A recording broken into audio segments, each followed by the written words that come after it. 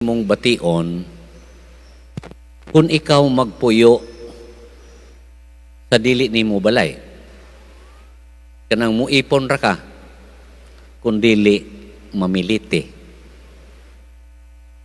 Arang lisura, di ba?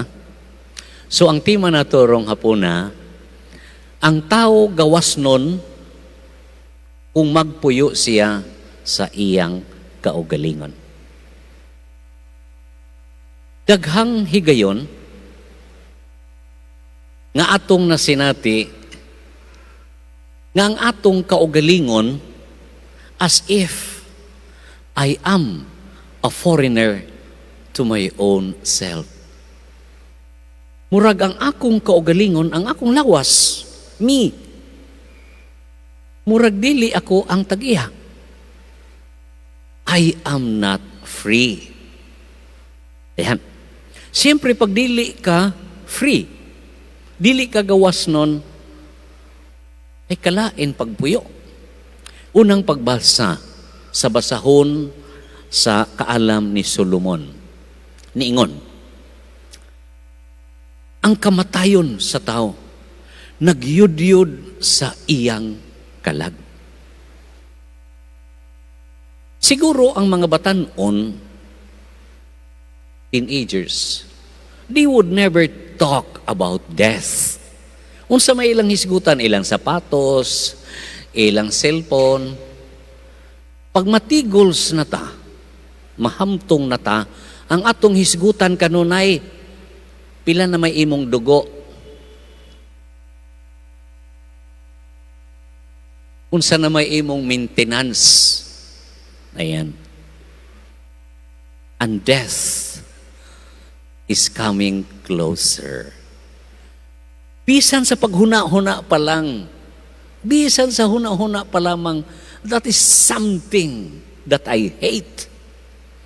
Something that I cannot accept. Precisely, I feel the burden as if murag nagpliti ko nining akong kaugalingon. No security whatsoever. Ikaduhang pagbasa sa sulat ni San Pablo sa kang Pilimon rather. Naghisgot siya may tungod sa kanang ulipon. Kaysa ilang panahon, pwede nga mupalit ka, mubaligya ka og ulipon tao. So na ay mga tao nga ulipon. Pero susiho na to ang atong kaugalingon. Murag kita na ulipon pod. Unsa man nga higayon nga masuko gyud ka o nya mamalikas ka. Unya mamunal ka sa kabataan. Dili matuman ang imong gusto. Diba? Nagrabi nimong paningkamot nga ginikanan ang imong mga anak wa magtarong. Usahay pa ang mga anak mo'y basulon nga actually ang mga kabataan maumay biktima sa tanan. Of course, they cannot explain. They don't even understand. Unya, malain magita kung dili ta matumanan. Kana bitong butan ta, malain magyong atong buot.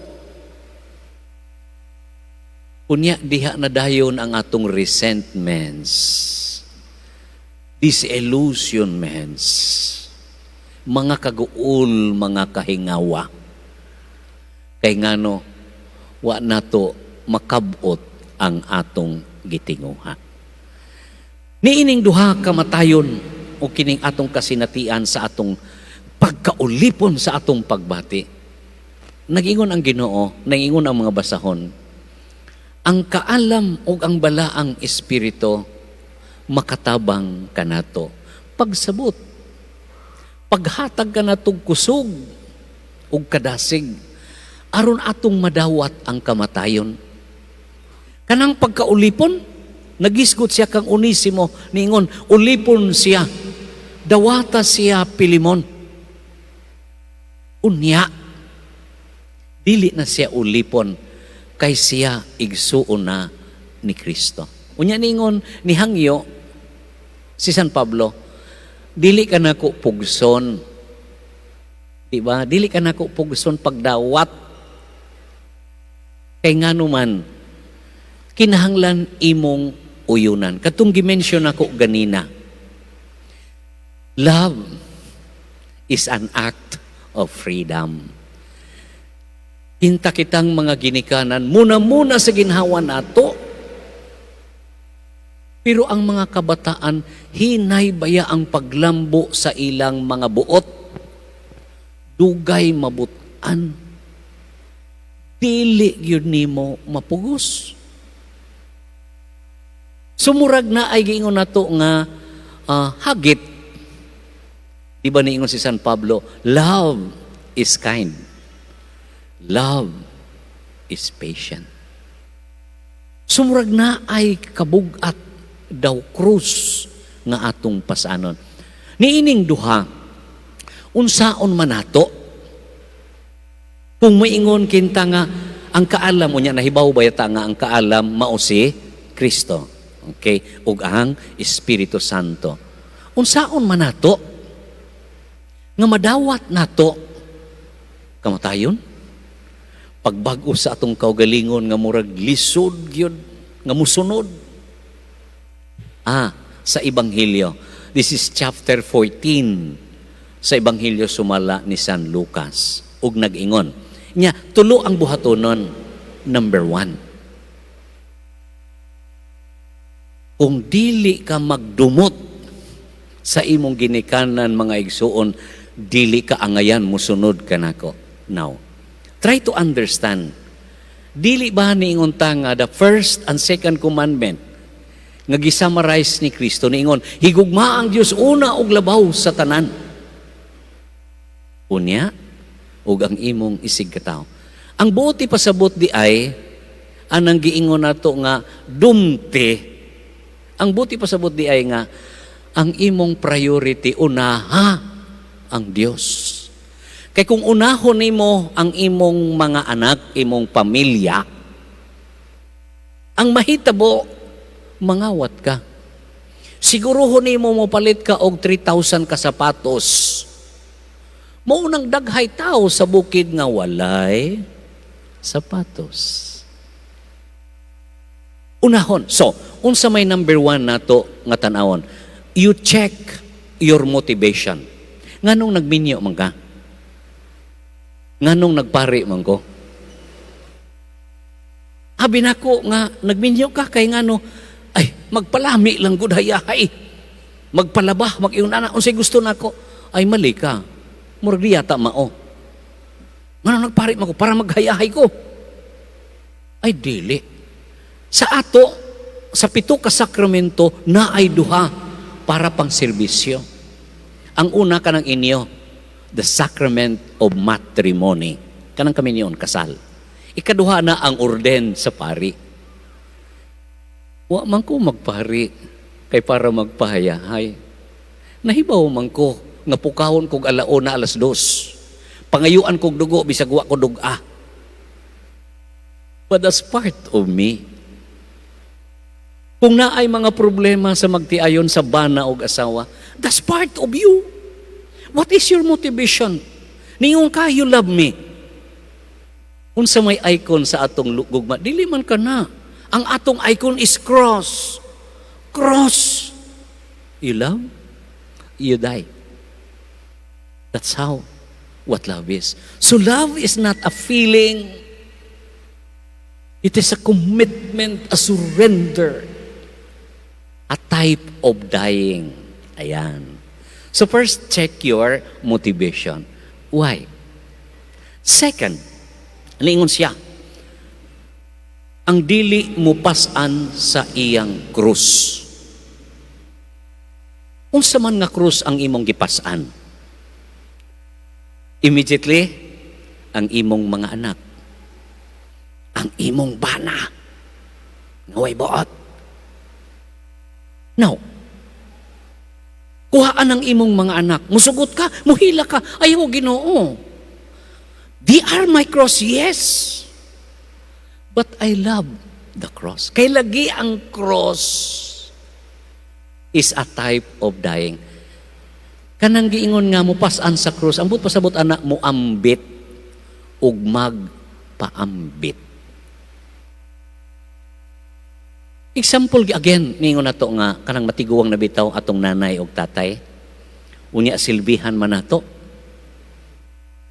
Dili man pwede giingnan ako akong inahan, ma. Mubalhin na mo kay naaman mo sa bukid magpuyo, dili na mo sa patag. Magpliti na lang kog apartment kay para duol na ta. Unsay sulti nila ay dili kay naanad nami. Nasato pa kung magtabang ta, it should not in my term, but your term. Meaning, ang iyang panginahanglan, dili ako magbuot. That means nga, adtuon ako sa ilang balay. Kung unsa iyang kinahanglan, maoy akong buhaton niya kini matiguang naraba, no? Tiguang naraba mong duha, tulo. Mugahi ni rabag uho. Ambot nga nun ang mugahi pong atong uho. Sagdahunon na punta. Pero, love is patient.